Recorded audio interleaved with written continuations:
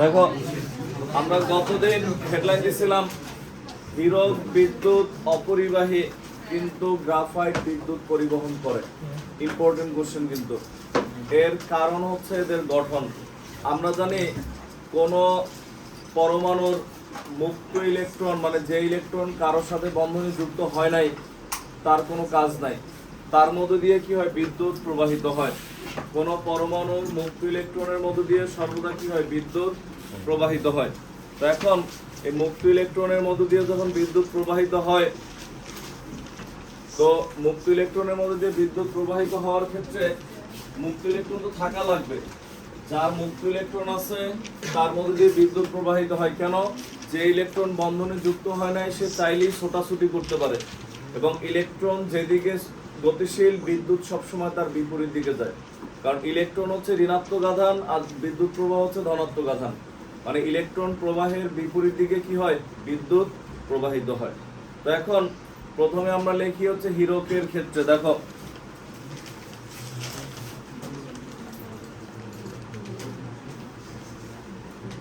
হীরকের ক্ষেত্রে, তো হীরকের ক্ষেত্রে কি ঘটে আমরা যদি দেখি, দেখো তো হীরকের ক্ষেত্রে হচ্ছে হীরক তো কার্বন, ইলেকট্রন বিন্যাস করলে কত আসে দেখো, 1s2 2s2 2p2, ভেঙে লিখলে 1s2 2s2 2px1 2py1। কথা বললে আগের দিনের পড়া ধরবো, যে কথা বলবো তারে পড়া ধরবো, না পড়লে তারা যারা ক্লাস করবো। দেখো, হ্যাঁ জায়গা আছে। দেখো, কার্বনকে যদি তাপ দেওয়া হয়, কার্বনকে উত্তেজিত করলে তখন হচ্ছে কার্বনকে উত্তেজিত করলে 1s2 2s থেকে এখানে কি আছে তোমার 2pz এ কয়টা ইলেকট্রন ছিল, 0। আমরা লাস্ট ক্লাসে এরকমও পড়ছি কার্বনের যোজনী 2 এবং 4 হয় কেন, কারণ হচ্ছে তখন এই 2s থেকে একটা কোথায় যায়, 2pz এ গমন করে। তখন কি হয়, 1s2 2s1 2px1 2py1 2pz1, single electron কয়টা, 4টা। তো এখন যদি কখনো এমন হয় যে এর গঠনে এই 4টা যে সিঙ্গেল ইলেকট্রন 4টাই অন্য 4টা কার্বনের সাথে যুক্ত, কারণ যেহেতু এটা কি হীরক, হীরক মানে কি কার্বন ছাড়া তার কেউ নাই, মানে 4টা কার্বনই পরস্পরের সাথে একটা একটা করে শেয়ার করে আছে ইলেকট্রন। মানে একটা কার্বনের 4টা ইলেকট্রন অন্য আরো 4টা কার্বনের ইলেকট্রনের সাথে শেয়ার করে আছে। তার মানে কি কোনো ইলেকট্রন যদি ফাঁকা না থাকে তার মানে তার মধ্যে দিয়ে কি হবে না, বিদ্যুৎ প্রবাহিত হবে না। তো এখন এর হীরকের কাঠামোটা হচ্ছে ইলেকট্রন বিন্যাস করার পর, এটা নিচে আগে বাংলা লেখো, বুঝা লাগবে না, না বুঝে লেখো, পরে বুঝবো। লেখো, লেখো হচ্ছে হীরকের গঠনে, হীরকের গঠনে কার্বন পরমাণুর, হীরকের গঠনে কার্বন পরমাণুর বহিস্থ কক্ষের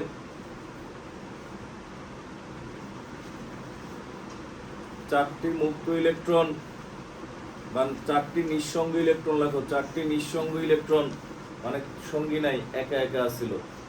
4টি নিঃসঙ্গ ইলেকট্রন লিখছো, 4টি নিঃসঙ্গ ইলেকট্রন সমযোজী বন্ধনের মাধ্যমে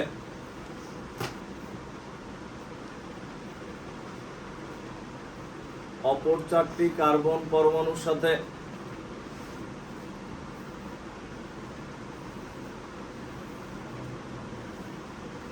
আবদ্ধ হয়ে চতুস্তলকীয় কাঠামো গঠন করে। অপর 4টি কার্বন পরমাণুর সাথে আবদ্ধ হয়ে চতুস্তলকীয়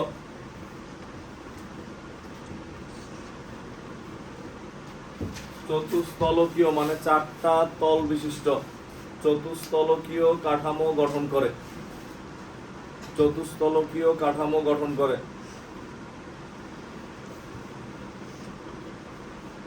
দেখছি আমরা, চতুস্তলকীয় কাঠামো গঠন করে। লিখবো হচ্ছে ফলে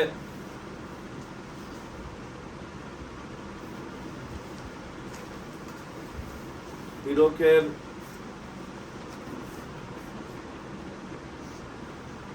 কাঠামো সুদ 0 হয়। হীরক কিন্তু অনেক শক্ত, এদেরকে কাটা অনেক কষ্ট, ফলে হীরকের কাঠামো সুদ 0 হয়। এরপর লেখো নিঃসঙ্গ ইলেকট্রন না থাকায় হীরক বিদ্যুৎ অপরিবাহী। নিঃসঙ্গ ইলেকট্রন না থাকায় হীরক বিদ্যুৎ অপরিবাহী, কারণ বিদ্যুৎটা যাবে কার মাধ্যমে? ইলেকট্রনই তো নাই, মানে যা ছিল সবাই কি যে যার মতো বন্ধনে যুক্ত আছে। তখন এর কাঠামোটা হয় কিরকম যেন? অনেকটা মাছের কাটার মতো। তুমি বইয়ের কাঠামো দেখলে দেখবা বক্স করে এমন ভাবে আছে, এটা তুমি দেখেও আঁকতে পারবো না। আর বইয়ের সবকিছু আমরা হুবহু, তোমার বই নাই বাট অন্য বইয়ের, আমরা বইয়ের সবকিছু হুবহু বইয়ের মতো লিখিও না। যেমন তুমি মনে করো বইয়ে দেখো এবিসিডির ছোট হাতে এরকম লেখা, তুমি কিরকম লেখো? তুমি কিরকম লেখো? দেখো এখন আমরা দেখি কিভাবে একবার খেয়াল করে নাও। দেখো এই কার্বন, 4টা কার্বন এবং মাঝখানের যে দাগ, এগুলো হচ্ছে বন্ধন চিহ্ন। দাগগুলো যাতে আনুমানিক ভাবে কি হয়? সমান হয়। এরপরে হচ্ছে ঠিক এই প্রত্যেকটা দাগের মিডলে আবার একটা করে কার্বন দেখো, বা আমরা এরকম লিখে রাখি, এটার কাটা বানায় ফেলে। দাগগুলো এমন হবে যে এই দাগটার মিডল বরাবর থাকবে। দেখো আমরা লিখলাম এবং এই সিরিয়াল যাতে সমান হয়, বুঝছো? পরে আর আগে দেখো এখন এদিকে টু বি কন্টিনিউ এদিকে আছে। দেখো এখন এই প্রত্যেক দাগের মাথায় একটা করে কার্বন বসে একই বরাবর। এখানে হচ্ছে আবার কার্বন বসাইলাম একই বরাবর, বুঝছি আমরা? এরপর এদের মধ্যে হচ্ছে আবার বন্ধন চিহ্ন, বন্ধন চিহ্ন দিলাম। এই কার্বন কিন্তু স্থির নাই, এরা আবার চলতেছে, আবার বাড়াই দিলাম। To be continue. তুমি এত কন্টিনিউ যখন দেখবা পরীক্ষা কিছু পারতেছো না, তাহলে আটকেই থাকবে। জিনিসটা তো বড় লাগবে। দেখো প্রত্যেকটা কার্বনের কিন্তু 4টা হাত। যেমন আমরা মাঝখান থেকে বোঝার জন্য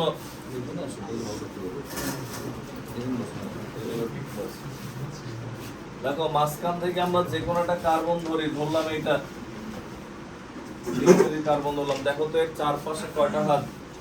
এই নীলকালীন কার্বনের চারপাশে হচ্ছে আমাদের 4টা হাত। তো 4টা হাত হওয়ায় দেখো এই একটা, এই একটা, এই একটা, তো প্রত্যেকটা কার্বনই একইভাবে 4টা হাত। 4টা হাত কেন? 4টা সিঙ্গেল ইলেকট্রন দিয়ে অন্য 4টা কার্বন পরমাণুর সাথে যুক্ত হয়েছে। অন্য 4টা কার্বন পরমাণুর সাথে যুক্ত হওয়ায় এর কি নাই? কোনো আর মুক্ত ইলেকট্রন বা নিঃসঙ্গ ইলেকট্রন থাকে না, কারণ যতগুলো সিঙ্গেল সিঙ্গেল ছিল সবাই কি করছে? অন্য 4টা কার্বনে একটা একটার সাথে এভাবে শেয়ার করছে, যে কারণে এর মধ্যে কোনো আর ফাঁকা ইলেকট্রন থাকে না। যদি এমন হইতো 4টার মধ্যে 3টা বন্ধনে যুক্ত হয়েছে, একটা কোনো কাজ নাই পড়ে আছে, তখন এই ছোটাছুটি করতো, তখন এর মাধ্যমে কি হতো? বিদ্যুৎ প্রবাহিত হতো, বুঝছি আমরা? এর কোনো ফাঁকা ইলেকট্রন থাকে না দেখি এর মধ্যে দেখি হয় না, বিদ্যুৎ প্রবাহিত হয় না। নিচে লেখা রাখবা হীরকের কাঠামো।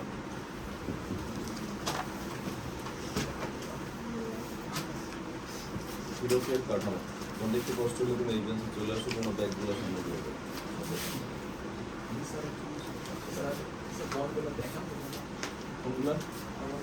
এগুলা বাঁকা হওয়ার কারণে চতুস্থলকীয় আকৃতি, মানে হচ্ছে এরকম চতুস্থলকীয়, মানে 4টা তল। এই যে উত্তেজিত করলে বা তাপ দিলে এটা 0 মানে নাই, এটা বুঝেছি। আর এটা হচ্ছে তোমার চতুস্থলকীয় আকৃতি, মানে 4টা তল। এটা মূলত এদিকে না, এটা আসলে বোর্ড সিদ্ধ করে নিচের দিকে। বোর্ড তো সিদ্ধ করা সম্ভব না, এখন এদিকে আসছে। হ্যাঁ লেখো, উঠাও, তাড়াতাড়ি উঠাও। লিখবা হীরকের কাঠামো। লিখছো?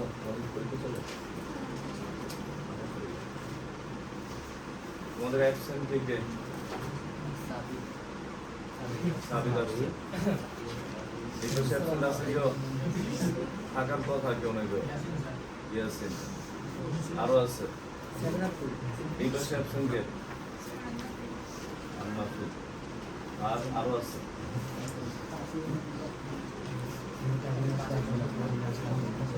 সোহা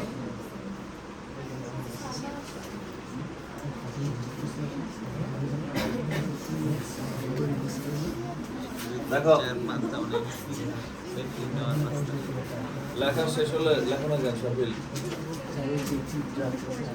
তুমি আসো বেশি এগিয়ে দিচ্ছে না। দেখো খেয়াল করো, আমরা এখানে যদি আবার দেখাই, দেখো চিত্রটা দেখো, এই হচ্ছে কার্বন। আমি আবারও বলি, কেউ যদি না বুঝো তুমি ইজিলি কোশ্চেন করতে পারবা, এবং একজন কোশ্চেন করলে বাকিরাও শুনবা। বাকিরা এমন কোনো ভাবনার দরকার নাই যে আমি পারি, এটা যাতে মাথায় থাকে। হ্যাঁ দেখো এখানে হচ্ছে, দেখো আমরা 4টা কার্বন দিচ্ছি এক সিরিয়ালে। এই কার্বনের হচ্ছে 4টা হাত। দেখো এই যে আমরা বলছিলাম প্রত্যেকটার এই কাঠামো থাকে। এই কার্বনের একটা উপরে দিয়ে দুইটা দুই সাইডে, আবার এটা থেকে একই ভাবে দুইটা দুই সাইডে। এই বুঝছি আমরা। এরপর এই সিরিয়ালে আবার একটা করে কার্বন, এই সবার মধ্যে একটা হাত, এই সিরিয়ালে একটা করে কার্বন। মানে কার্বনের এইভাবে কাঠামো চলতেই থাকে। এরপরে হচ্ছে দেখো এই কার্বনের এদিকে হাত ফাঁকা আছে, মানে এই পাশে যারা আছে টু বি কন্টিনিউ, মানে কি আমরা হাত বাড়ায় রাখছি। তুমি দেখবা যে একটা বিল্ডিং এর 10 তলা ফাউন্ডেশন দেয়া, হয়তো 4 তলা পর্যন্ত উঠাইছে, যে উঠাইতেছে তার কাছে টাকা নাই। এই বিল্ডিংটা যে আরো উঠাবে ভবিষ্যতে বুঝবা কেন জানো? ছাদে গেলে দেখবা পিলার উপরে রড বের করা আছে, কেন জানো? মানে হচ্ছে ভবিষ্যতে টাকা হইলে তার উঠাবে। আর যে বিল্ডিং রড টড কিছু বের করা নাই লেভেল ছাদের উপরে, তার মানে হচ্ছে এটা আর উঠবে না। ক্লিয়ার? দেখবে একটা মুভি দেখার পর এটা পরের পার্ট যে আসবে একটু বের করে রাখে, টুইস্ট দিয়ে রাখে যে আসতেছে আরেক পার্ট। তো এইখানে হচ্ছে আমরা দিয়ে রাখছি যে চলবে, বুঝছো? তো এইখানে হচ্ছে বুঝছি আমরা, বুঝছো তো? দেখো এরপরে লেখা শেষ হলে হয়েছে লেখা, হ্যাঁ এরপর লেখো, লেখা শেষ হলে এটা নিচে লেখো। শাকিল আসছে? আরে লেখো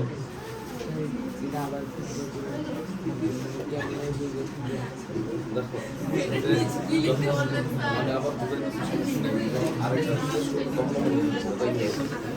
দেখো এখানে হচ্ছে মানে কি বুঝো না চিত্র আঁকাটা? ইলেকট্রন, এই যে এই কার্বনের শেষে কয়টা ইলেকট্রন? এই যে 4টা সিঙ্গেল ছিল, 4টা সিঙ্গেল দিয়া অন্য আরেকটা কার্বনের, প্রত্যেকটা কার্বনেরই তো 4টা করে সিঙ্গেল আছে। তো এইটা দিয়া এই কার্বনের একটার সাথে শেয়ার করছে, এটা দিয়ে এই কার্বনের, এইটা মানে 4টা দিয়া 4টা কার্বনের একটার সাথে শেয়ার করছে। এই কার্বনও সেম, এইটা দিয়ে না এর সাথে শেয়ার করছে, এটা দিয়ে এর সাথে, এটা দিয়ে এর সাথে, এখানে আরেকটার সাথে। মানে এইভাবে সবগুলা কার্বনই তার শেষের 4টা ইলেকট্রন কি করে? শেয়ারে অংশগ্রহণ করে। যে কারণে কোনো ইলেকট্রন শেয়ার ছাড়া থাকে না, মানে এমন কোনো ইলেকট্রন নাই যেটা কারোর সাথে কি শেয়ার করে নাই। যদি ফাঁকা থাকতো তখন তার মধ্যে দিয়ে কি হতো? বিদ্যুৎ প্রবাহিত।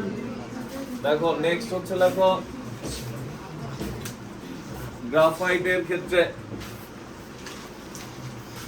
দেখো গ্রাফাইটের ক্ষেত্রে, গ্রাফাইটের ক্ষেত্রে এটা নিচে লেখো। গ্রাফাইটের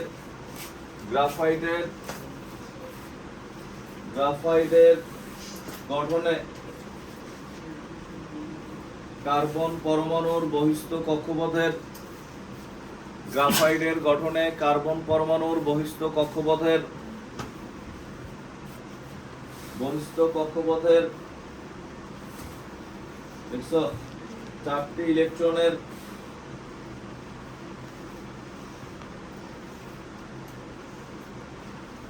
তিনটি ইলেকট্রন, 4টি ইলেকট্রনের 3টি ইলেকট্রন অপর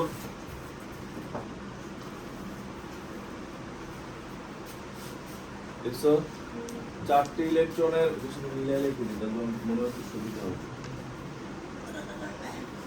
4টি ইলেকট্রনের 3টি ইলেকট্রন অপর 3টি কার্বন পরমাণুর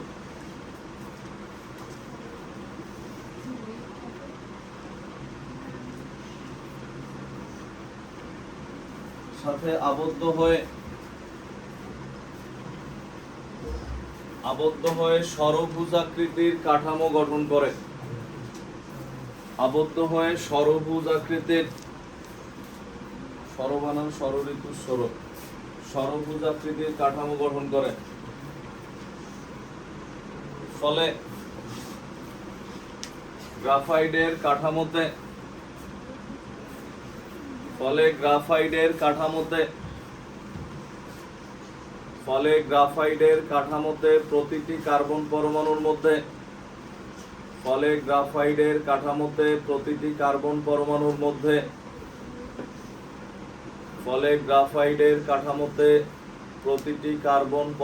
মধ্যে লিখছো প্রতিটি কার্বন পরমাণুর মধ্যে একটি করে নিঃসঙ্গ ইলেকট্রন থাকে।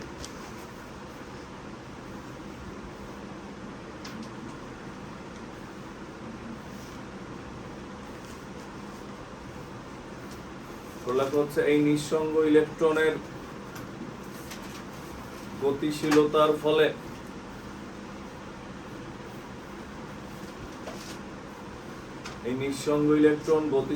ফলে মানে ইলেকট্রন ছোটাছুটি করার ফলে গতিশীলতার ফলে ইলেকট্রন প্রবাহের বিপরীত দিকে বিদ্যুৎ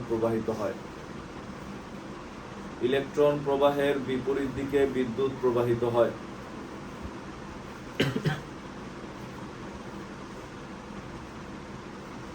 তাই গ্রাফাইট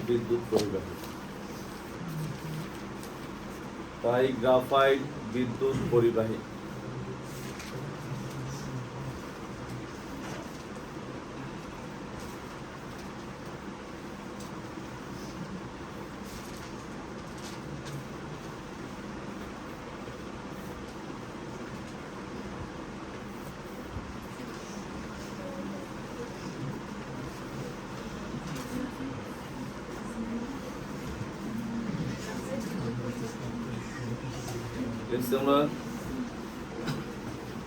এরপরে হচ্ছে আমরা লিখি গ্রাফাইটের আকৃতি। দেখো তোমরা বায়োলজিতে প্যারেনকাইমা কোষ পড়ছো? হ্যাঁ,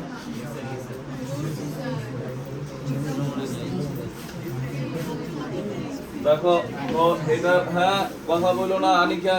দেখো তো আমরা দেখি, হ্যাঁ আমি জানতাম, আমি জানতাম এটা বলার পর তুমি এটা লিখতেই দিবা। দেখো তো এখন দেখো এটা আঁকবা কিভাবে। আমরা ইটের দেয়াল আঁকি একটা, ভালো করে খেয়াল করো। তুমি যদি আঁকার সময় খেয়াল না করো পরে কিন্তু দেখে দেখে কি যে আঁকবা নিজেও বুঝবা না। এক সিরিয়ালে আমরা তিনটা আঁকছি যাতে কোণাগুলা কি হয় একই বরাবর হয়। দেখো তিনটা আঁকি, চার একটা।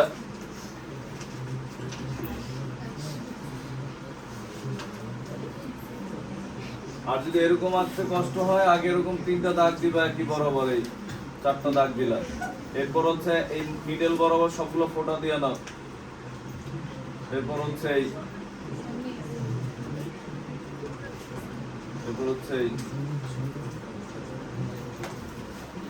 বুঝছি আমরা।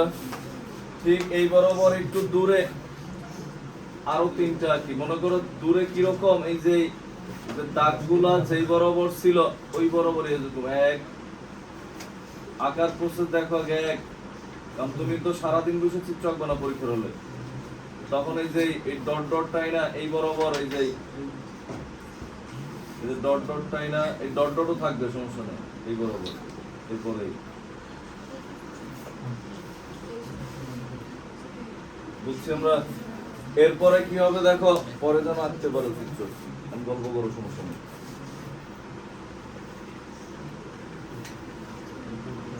যতই বুঝাই বলে লাভ নাই।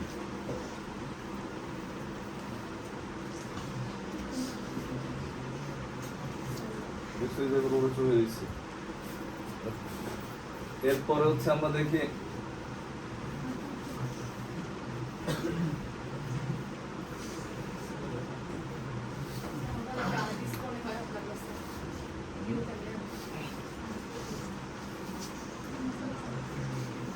এরপর হচ্ছে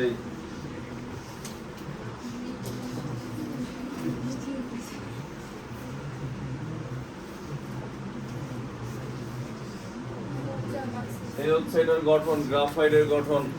এই ডট ডট চিহ্ন দ্বারা বোঝানো হয় হচ্ছে এই ডট ডট বরাবর হচ্ছে বিদ্যুৎ প্রবাহিত হয়, এক জায়গা থেকে আরেক জায়গায় কাঠামোর মধ্যে বিদ্যুৎ প্রবাহিত হয়। বলতে পারো স্যার কেন? দেখো ভালো করে বুঝো। হ্যাঁ, আমরা যখন এই কাঠামোটা আঁকছি খেয়াল করো, আমরা ধরো যে কোনো একটা কৌণিক বিন্দু যেটা ধরলাম, তোমার এই বিন্দু কিন্তু দেয়া লাগবে না, এটা বোঝার জন্য আমরা দেখাইতেছি। এই বিন্দুর এইখান থেকে কয়টা হাত দেখো তো, এদিকে একটা, এই একটা, দুইটা, এদিকে একটা, কয়টা? তিনটা। তুমি যে কোনো কৌণিক বিন্দু ধরো, তুমি এটা ধরো, কয়টা হাত দেখো তো? তিন দিকে তিনটা না?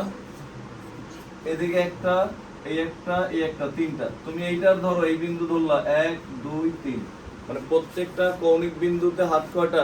তিনটা। তিনটা হাত মানে তিনটা সমযোজী বন্ধন হইছে। ইলেকট্রন কয়টা ছিল? চারটা ছিল না? তো এদের কাঠামোতে ষড়ভুজাকৃতির কেন বলছে?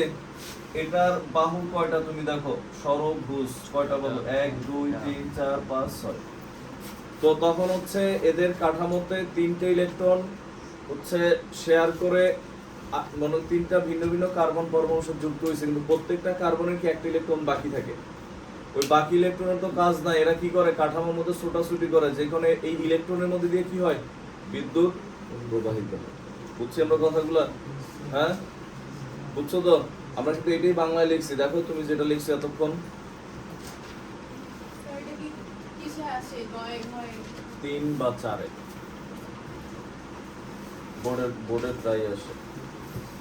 লেখো, স্কুলে আসতে পারে, লেখো এটা, উঠো আঁকো তাড়াতাড়ি। বুঝছো হাফসা? বুঝছো? চিত্রের নিচে লিখবে গ্রাফ। দেখো এরপরে হচ্ছে আমরা আগুন চিহ্ন দিয়ে লিখি, এটা অনেক ইম্পর্টেন্ট। লেখো হচ্ছে কার্বন ডাই অক্সাইড গ্যাসীয়। লেখো কার্বন ডাই অক্সাইড গ্যাসীয়, কিন্তু কার্বন ডাই অক্সাইড কি CO2, যে আমাদের হেডলাইন হচ্ছে CO2 গ্যাসীয়, কিন্তু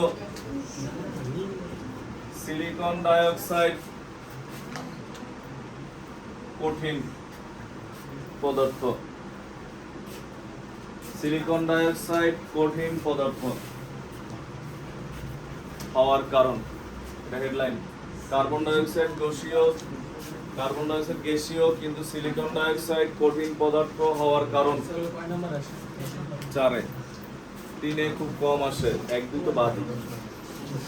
দেখো কার্বন ডাই অক্সাইড, বলো এর মূল কারণটা কি আমরা আগে দেখি, পরে তুমি লেখার জন্য ব্যস্ত হও না, পুরোটা আমি লিখে দিব, টোটাল একদম A to Z পুরো অ্যানসারই আমি লিখে দিব। খেয়াল করো এখানে সিস্টেমটা কি, দেখো কার্বন, এই হচ্ছে অক্সিজেন। কথা বলো না পিছনে, আমি কিন্তু বলছি আগুন চিহ্ন দিতে, এরপরও তোমাদের কথা বলতে মন চায়, তার মানে আমি কি ধরে নিব? তোমাদের ফেল করাই তোমাদের একমাত্র লক্ষ্য, স্কুলে ফেল করা।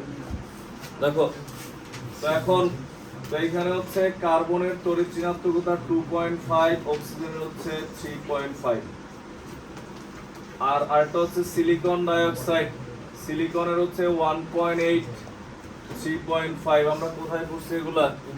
আমরা হচ্ছে তড়িৎ ঋণাত্মকতায় পড়ছে। তো এইখানে তড়িৎ ঋণাত্মকতার পার্থক্যটা কি বেশি? বেশি না পার্থক্য? বিয়োগ করলে এখানে বেশি আসবে না? আমরা জানি তড়িৎ ঋণাত্মকতার পার্থক্য যার যত বেশি সে তত পোলার যৌগ, মনে আছে আমরা পড়ছিলাম। তার মানে এটা হচ্ছে পোলার যৌগ, মানে আংশিক প্লাস মাইনাসের সৃষ্টি হয়। আংশিক প্লাস মাইনাস সৃষ্টি হলে তখন এরা যখন পাশাপাশি অনেকগুলো থাকে, ওই প্লাস মাইনাস দ্বারা একটার সাথে আরেকটা কি হয়? যুক্ত হয়। যুক্ত হয়ে বৃহৎ বড় কাঠামো গঠন করে। যখন বৃহৎ বড় কাঠামো গঠন করে তখন এদের ওই যে আন্তঃনবিক আকর্ষণ শক্তি একটার সাথে একটা যুক্ত হয়েছে, আকর্ষণ বলের মান কি অনেক বেশি। তো আকর্ষণ বল বেশি হলে এরা এদের হচ্ছে গলনাঙ্ক বা স্ফুটনাঙ্কের মান, এই বন্ধন বাঁধতে তাপের পরিমাণও কি লাগবে? বেশি লাগবে। এদের গলনাঙ্ক বা স্ফুটনাঙ্কের মান হচ্ছে বেশি। এখন একটার সাথে যেমন মনে করে একটু কাগজ আমরা এখানে রেখে দিলাম, বাতাসে দেখে উড়ে চলে গেছে, হ্যাঁ এখানে রেখে দিলে একটু পরে উড়ে যেতেছে। যদি এরকম 100 পিস কাগজ একসাথে স্টাপলার করে রেখে দিই তাহলে কি উঠবে? কেন? তখন এটা ভর বেশি। তো যখন অনেকগুলো একসাথে যুক্ত হয় তখন এদের ভর বেশি, আর যা ভারী সেগুলো হচ্ছে কি কঠিন পদার্থ, আর যেগুলো একদম হালকা ওগুলো কি পদার্থ? গ্যাসীয় পদার্থ। যেই কারণে এরা হচ্ছে সিলিকন ডাই অক্সাইড হচ্ছে উচ্চ গলনাঙ্ক বিশিষ্ট কি পদার্থ? কঠিন পদার্থ। বুঝছি আমরা? মূল কারণটা কি? তড়িৎ ঋণাত্মকতার পার্থক্য বেশি। তড়িৎ ঋণাত্মকতার পার্থক্য বেশি হওয়ায় এরা একটার সাথে একটা যুক্ত হয়ে বৃহৎ আকৃতি গঠন করে। কার্বন ডাই অক্সাইডের সমস্যা কি? তড়িৎ ঋণাত্মকতার পার্থক্য কম, যে কারণে এদের পোলারিটি কম, যে কারণে একটা অণু আরেকটা অণুর সাথে ওইভাবে কি হয় না। এবং এটার আরো কারণ হচ্ছে কি, এটার আকৃতি হচ্ছে সরল রৈখিক সোজা। দেখো এই একটা কার্বন ডাই অক্সাইড, এর আকৃতি হচ্ছে কাল হয়ে দাঁড়াইছে। আমরা লিখছিলাম এর আকৃতি সরল রৈখিক কেন। আর একটা যখন আমরা লিখি কার্বন ডাই অক্সাইড, এটাও অক্সিজেন এটাও অক্সিজেন, এরা পরস্পরের আকর্ষণ তো করা দূরের কথা, এরা পরস্পরকে বিকর্ষণ করে। যে আইসা যে বলবে যে আসো আমরা একটা একটা শেয়ার করে, শেয়ার দেখবা ফকিরে দেখতে পারে না, তাহলে অক্সিজেন কেমনে দেখবে? হ্যাঁ, দেখো দুই ফকির ঝগড়া লেগে যায়, রিক্সাওয়ালা গালি গালাজ মনে কিছু শুরু হয়ে যায়। হ্যাঁ, কেউ কারো কি করতে পারে না, টলারেট করতে পারে না। তো এই ক্ষেত্রেও হচ্ছে তোমার এরা কি করে না, পরস্পরকে বিকর্ষণ করে, আকর্ষণ থাকে না। ফলে এরা প্রকৃতিতে যে যার মতো একা একা থাকে, একক অণু হিসেবে থাকে। এর ভর কি থাকে? কম। যে কোনো সাধারণ তাপমাত্রায় কি পদার্থ? গ্যাসীয় পদার্থ। বুঝছি আমরা? এটার মূল কারণ কিন্তু ওই পোলারিটি প্লাস এর আকৃতি। ক্লিয়ার? তো এখন বলতে পারো স্যার এত যৌগ থাকতে তাহলে এই দুইটারই কেন তুলনা করলেন? তুলনা করার কারণ আছে। এই হচ্ছে অক্সিজেন, কার্বন এবং সিলিকন একই গ্রুপের মৌল। কার্বনের ঠিক নিচেই সিলিকন। তো এই কার্বন অক্সিজেনের সাথে যুক্ত হয়ে অক্সাইড গঠন করছে। অক্সাইডটা কি? Carbon die oxide. আর সিলিকন অক্সিজেনের সাথে যুক্ত হয়ে যে অক্সাইড গঠন করছে, অক্সাইডটা কি? সিলিকন। দুইজন তো একই গ্রুপে ছিল। একই গ্রুপে হওয়া সত্ত্বেও, যে মনে করো দুইজন একই বাসায় বড় হয়েছে, দুই ভাই হওয়া সত্ত্বেও একজন পুলিশ হয়েছে একজন চোর হয়েছে, এর কারণটা কি? ব্যাখ্যা করো। তখন এই কোশ্চেন হচ্ছে এরকম। বুঝছি আমরা? তো এখন এই ক্ষেত্রে আমরা লিখি, এটা নিচে লেখো হচ্ছে কার্বন ও সিলিকন 4 মার্কসে আসে এই কোশ্চেন। এখানে আমি টোটালি লিখে দিতেছি সাজায়। কার্বন ও সিলিকন পর্যায় সারণীর একই গ্রুপের মৌল হওয়ায়, কার্বন ও সিলিকন পর্যায় সারণীর, কার্বন সি সিলিকন এসআই, তুমি সি আর এসআই দিয়েও লিখতে পারবা। দেখো পর্যায় সারণীর একই গ্রুপের মৌল হওয়ায় এরা উভয়ে একই ধরনের অক্সাইড গঠন করে। এরা উভয়ে একই ধরনের অক্সাইড গঠন করে। এরা উভয়ে একই ধরনের অক্সাইড গঠন করে।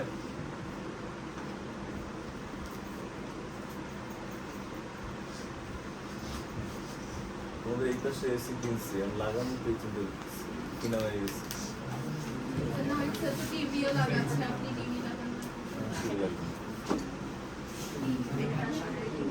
দেখো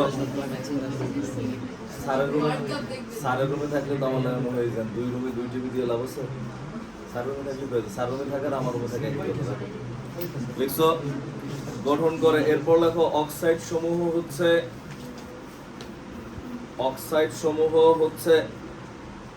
CO2 এবং SiO2।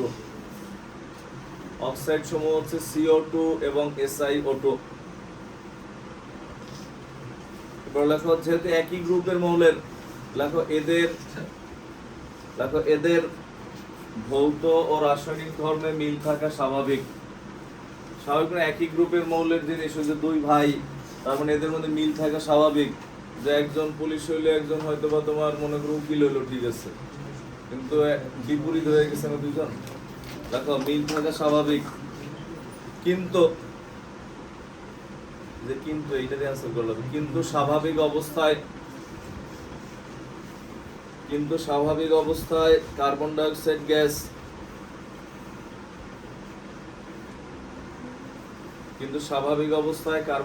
গ্যাস, এবং সিলিকন ডাই অক্সাইড মানে SiO2, লিখছো? সিলিকন ডাই অক্সাইড উচ্চ গলনাঙ্ক বিশিষ্ট, SiO2 উচ্চ গলনাঙ্ক বিশিষ্ট কঠিন পদার্থ। SiO2 উচ্চ গলনাঙ্ক বিশিষ্ট কঠিন পদার্থ। উচ্চ গলনাঙ্ক বিশিষ্ট কঠিন পদার্থ। এরপরে আরেকটা প্যারা লিখবা। আমরা অনেক সময় প্যারাগুলো এরকম দেই, মনে করো তুমি একটা প্যারা লিখছো, একটা প্যারা শেষ, আরেকটা প্যারা দিতে বলছো, একটু ফাঁকা রাখা আরেকটা প্যারা দিচ্ছ। হইছে, বাট অনেকের লেখা মাঝখানে এমনই ফাঁকা যে কোনটা প্যারা আর কোনটা ফাঁকা এটাই বোঝা যায় না। এই কারণে তুমি প্যারাগুলা কি করবা, তাহলে সবচেয়ে ভালো তুমি যেন একটা প্যারা লিখবা সামনে এই যে এখান লেখা শুরু করছো, পরের প্যারা যখন লিখবা এই যে এখান থেকে লেখা শুরু করো, তাইলে এরপর তুমি ফাঁকা না দিলেও এখানে যখন শুরু করবা বোঝা যাবে আরেকটা প্যারা, তখন জিনিসটা সুন্দর দেখা যাবে। হ্যাঁ, এটার সাথে কেমিস্ট্রির কোনো সম্পর্ক নাই।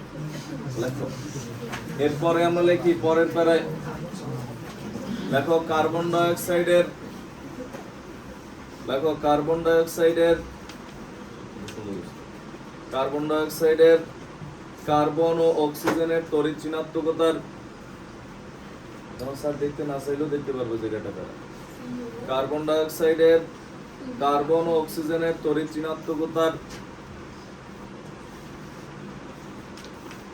ঋণাত্মকতার পার্থক্য কম।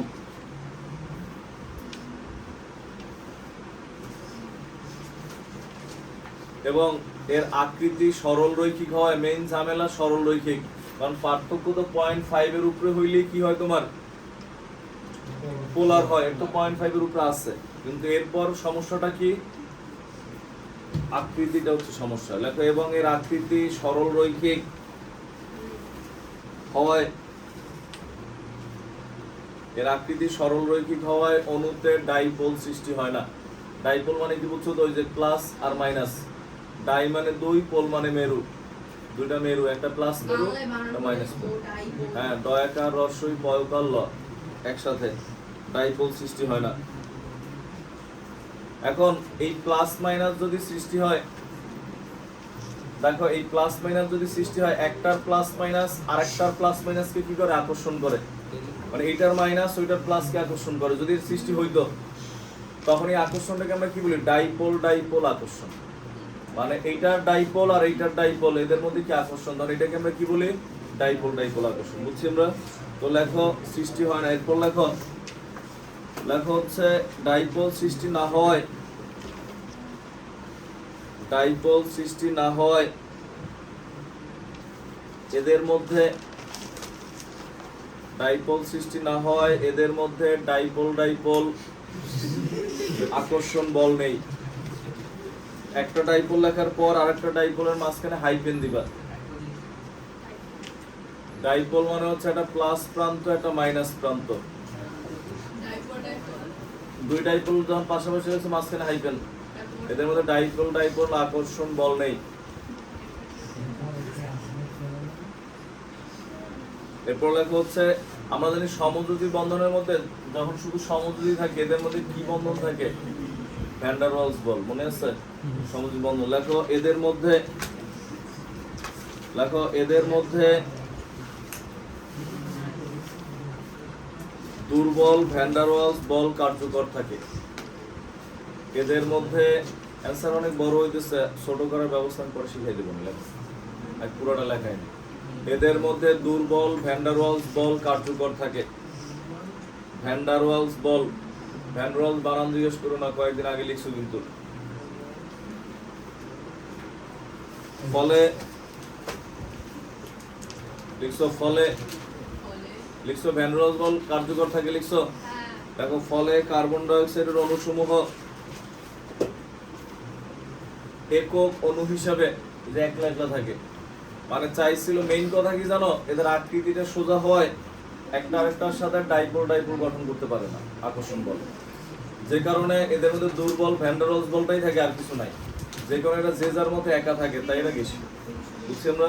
দেখো ফলে কার্বন ডাইঅক্সাইডের অণুসমূহ একক অণু হিসেবে, কার্বন ডাইঅক্সাইডের অণুসমূহ একক অণু হিসেবে মুক্তভাবে চলাচল করতে পারে। তাই সাধারণ তাপমাত্রায় কার্বন ডাইঅক্সাইড গ্যাসীয়।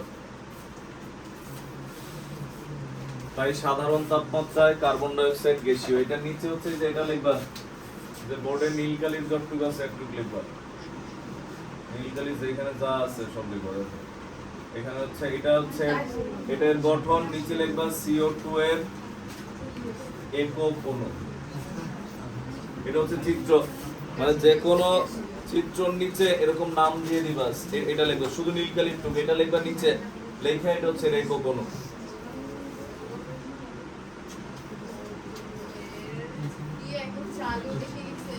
এর একক অণু লিখছো, একটু লিখছো। এরপরে লেখো নেক্সট আরেকটা প্যারায় সিলিকন ডাইঅক্সাইড বাকি আছে না এখনো, লেখো। সমস্যা নাই, তোমার যদি 4 মার্কসে আসে আমরা ফার্স্ট প্যারাটা বাদ দিতে পারবো, প্রথম প্যারাটা, ওটা হচ্ছে ভূমিকার প্যারা, লেখো। এরপর লেখো SiO2 এর অণুতে, তুমি তো এমনিতেই নিজে লেখার সময় অনেক কিছু কমে যাবে, তবে এই ওয়ার্ডগুলো যাতে থাকে যে কার্বন ডাইঅক্সাইড তুমি একটু লিখলেও হয়ে যায়, যে কার্বন ডাইঅক্সাইড এর আকৃতি সরলরৈখিক হওয়ায় এর মধ্যে ডাইপোল সৃষ্টি হয় না, ফলে ডাইপোল আকর্ষণ বল থাকে না, তাই এরা একক অণু হিসেবে থাকে, অর্থাৎ এরা গ্যাসীয়।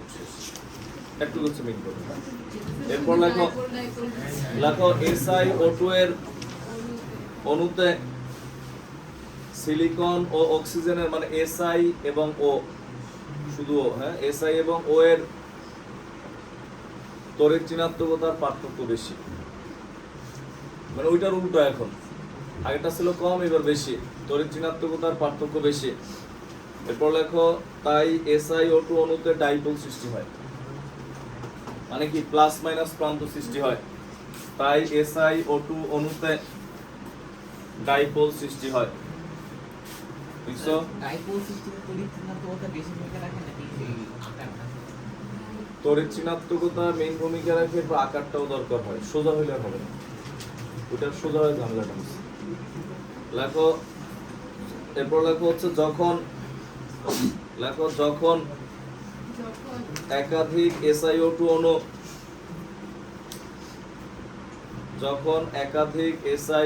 অণু, পরস্পরের কাছাকাছি আসে,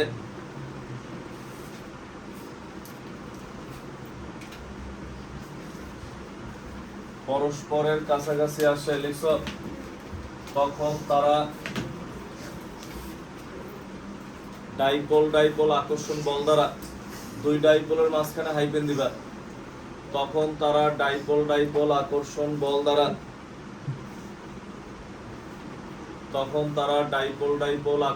বল দ্বারা, আমাদের মাত্র 2টা টপিক লিখছেন না? এইটা কয় নাম্বার পয়েন্ট ছিল? 10 নম্বর। লেখো তখন তারা ডাইপোল আকর্ষণ বল দ্বারা, এটা লেখো SiO এটা লেখো, বুঝা লাগবে না, আগে লেখো SiO লিখছো, সংযোগের মাধ্যমে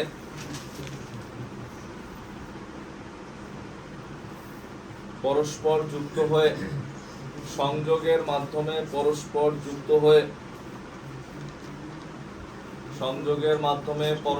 যুক্ত হয়ে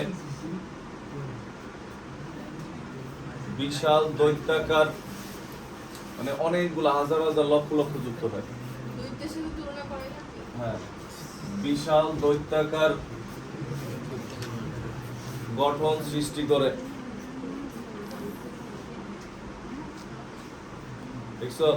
সৃষ্টি করে, তাই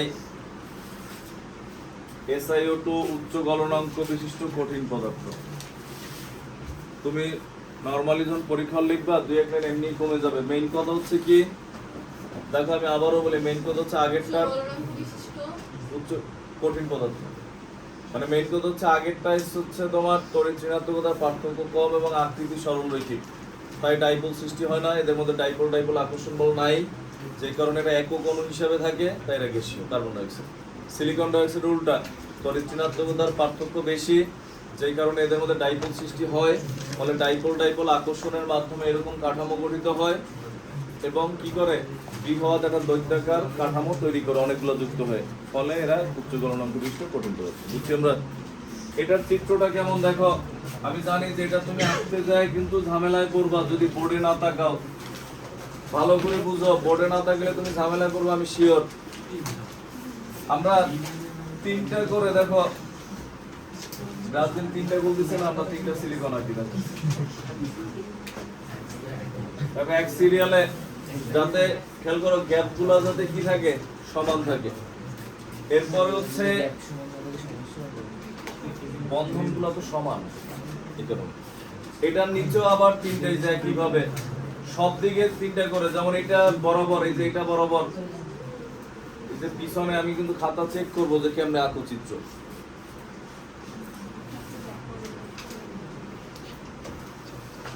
দেখো এখানে এটার নিচে হচ্ছে এসআই, এ হচ্ছে এসআই। তুমি যে দিক থেকেই গুনো সব দিকে কয়টা সিলিকন, কয়টা? তিনটা না? এবং সব দিক থেকে এই দূরত্ব বলো, এই দূরত্ব বলো, যাতে আনুমানিক ভাবে সমান হয়, তোমার স্কেল মাইপে সমান দেওয়া লাগবে না। বুঝছি আমরা? পরে একটু আগে বুঝা নাও, পুরোটা খেয়াল করো, পরে লেখো। এরপর আমরা কি করব, যত সিলিকন আছে এখানে, যতগুলো আছে, প্রতি দুইটা সিলিকনের ঠিক মিডলে একটা করে অক্সিজেন বসে আমরা। প্রতি দুইটা সিলিকন, যেমন আমরা এই দিক থেকে শুরু করি, এই সিলিকন মিডলে অক্সিজেন দিলাম।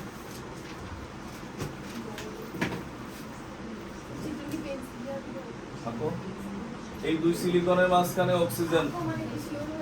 হ্যাঁ হ্যাঁ, কারণ তুমি মনে করো ভুল করলা, তখন কি করবা?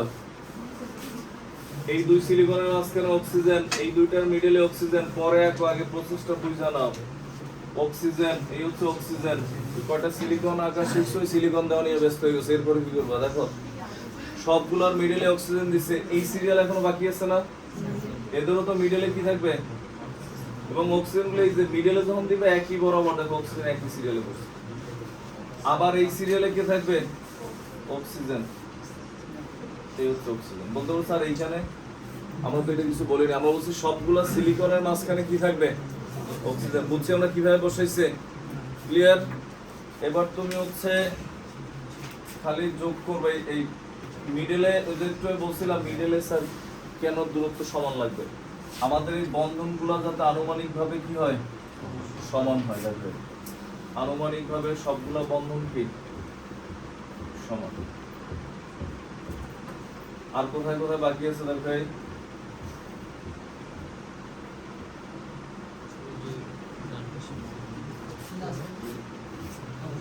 বুঝছি আমরা? হ্যাঁ, চারটা খোপ তৈরি হয়েছে। এরপর দেখো এইখানেই শেষ না, চাইলে তো আমরা আরো আঁকতে পারতাম। একটা সিলিকনের ইলেকট্রন কয়টা? চারটা না? এর হাত আছে কয়টা? যেমন এই মিডলে দেখো চারটা আছে, একটা দুইটা তিনটা চারটা। এরা কিন্তু ওই যে সোজা নাই, যে একটা এটা এরকম গঠিত হয় না। যেমন কার্বন ডাই অক্সাইড এরকম হয়েছিল, carbon double bond oxygen, double bond oxygen. Silicon এমন হয় না যে double bond oxygen, double bond oxygen. এদের আকৃতিটা হচ্ছে এরকম, যে কারণে হচ্ছে কি এরা বৃহৎ আকৃতির কঠিন পদার্থ। তো তখন এদের ক্ষেত্রে কি হয়, যেমন এই সিলিকনের এই দুই দিকে দুইটা হাত ফাঁকা, এর এইদিকে একটা হাত ফাঁকা। কেন? একটা সিলিকনের হাত কয়টা? চারটা। এর হাত আছে কয়টা? দেখো তো, একটা দুইটা, আরো দুইটা আছে না? দুই দিকে, মানে কি টু বি কন্টিনিউ। এর হাত আছে কয়টা? একটা দুইটা তিনটা, একটা ফাঁকা।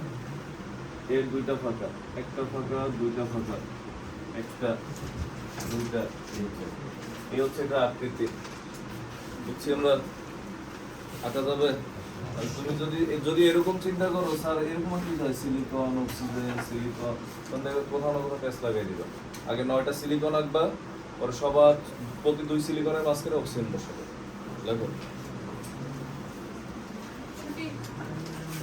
নিচে কি লিখবা? SiO2 এর এরকম অসংখ্য অণু একটার সাথে একটা যুক্ত হওয়া, মানে এটাকে কি বলে জানো? পলিমার। অনেকগুলো একসাথে থাকাটাকে কি বলা হয়? পলিমার। এর পলিমার শিকল। এটা হচ্ছে এটার অ্যান্সার। অবশ্যই আগুন চিহ্ন এটার পাশে। আগুন চিহ্ন দেওয়া লাগবে না, আগুন দিন। এবার একটা হেডলাইন দাও। হেডলাইন দাও হচ্ছে ধাতব বন্ধন। এটা আলাদা হেডলাইন, ওই 10 আর লাগবে না, 10-এর সিরিয়াল বাদ। মানে এগুলো সব 10 পর্যন্ত, এটা 10-এ ছিল, এই 10টা যা ছিল এগুলো সব সমযোজী বন্ধনের মধ্যে।